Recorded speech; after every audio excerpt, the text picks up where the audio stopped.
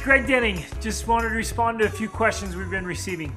First one is about how to get a following and build up an online presence to be able to send out information about your products or services online. Now, by no means we are the experts in this, but we're learning about it, we're studying it, we're applying it, we're making it happen, and we're growing ourselves. And really, you need to build that online presence. You need to have that following. Now, some people make a great living off a list of just 200 or 300 people. Others have tens of thousands.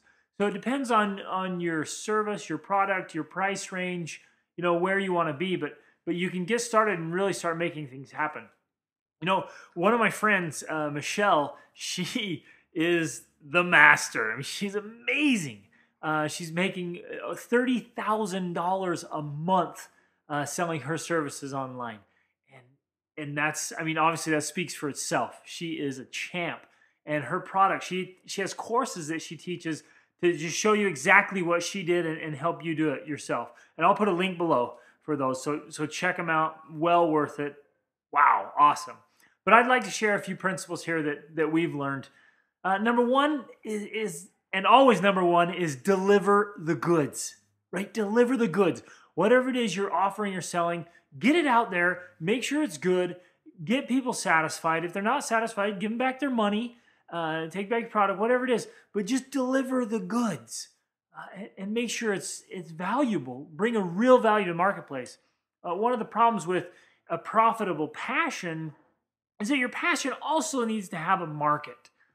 You may be extremely passionate and very good about something that nobody wants to buy.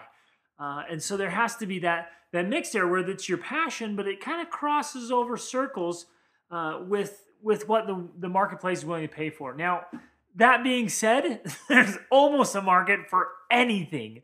Literally, you can get on there and see what people are searching and teaching your parrot how to talk or any kind of yoga. There's just all kinds of people out there searching for information about a passion that they have, and if you can provide great information, they got it, okay? And they'll be your followers and they'll buy from you.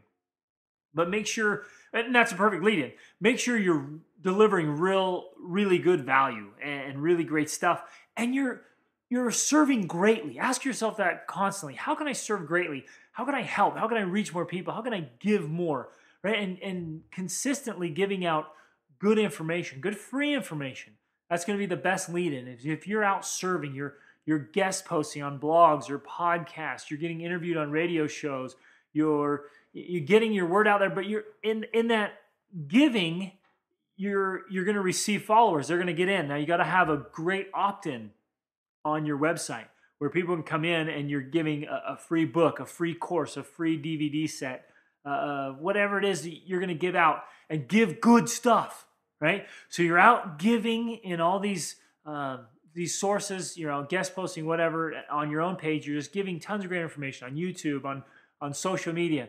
Give, great stuff. Well, people are going to come back because they like it, and then you're going to give something else away, and they're going to put in their name and email. And that's how you start building up that list. There's a great principle. There was a study done recently that looked across all the bloggers, the podcasters, the YouTubers that had the greatest followings, right? The ones with the huge, biggest in the world, these followings. And what they saw across the board is they were extremely consistent. Okay, posting at least 2 to 3 times a week for 3 to 5 years. Consistency will pay. And you know what? You may look at that and go, oh, that's going to take me 2 years to build a huge following. Well, do it. And it's worth it. Where are you going to be in 2 years if you don't do it? It's pay the price. Be willing to look at that and say, well, I don't know how to do that. Okay, well, I'll learn. Well, I don't have this skill set, or I don't have that personality, or I don't have this build. I don't know how to do this. Find out. Do it. Develop it. Make it happen. Stay up late. Get up early. Do whatever you have to do, and be consistent at delivering great value to the marketplace. And it'll come. It'll just start happening, and it'll just snowball. And pretty soon you'll have the following you need to create the location-independent income you need. Now, again, we're not the experts. Those are some tips that'll help. Start doing them today, right now. Start making the habit, stay consistent, deliver the goods, and it'll start happening. And if you want more and more detailed stuff, like I said, my friend Michelle has a phenomenal course. Check it out. I highly recommend it. She'll tell you exactly what she did, and wow, it's good. It's very good. Okay, so get in there. I recommend buying it if you want to do it. If you're serious about this, you want to take it to that level, then buy her course. Do exactly what she says, and it'll make it happen. There's a science there, right? Success leaves clues. So you just got to kind of plug them into your own success pattern.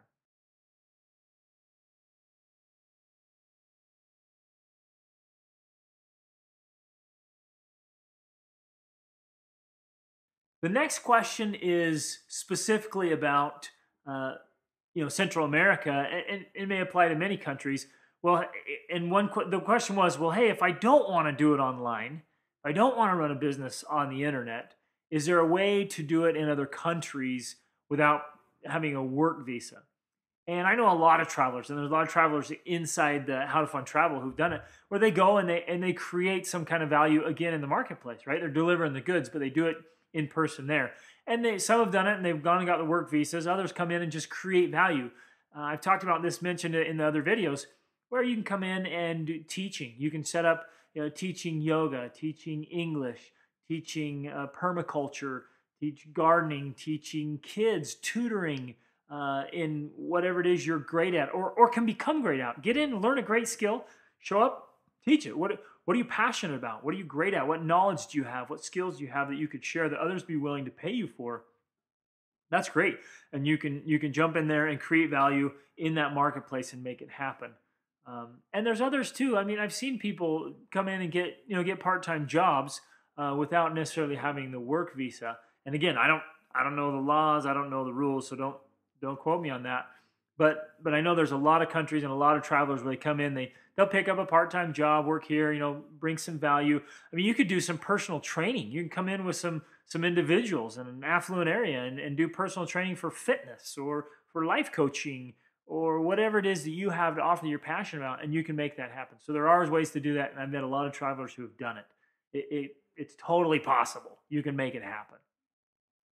The next question's even more specific, and specific to Central America, and then to Costa Rica and Nicaragua.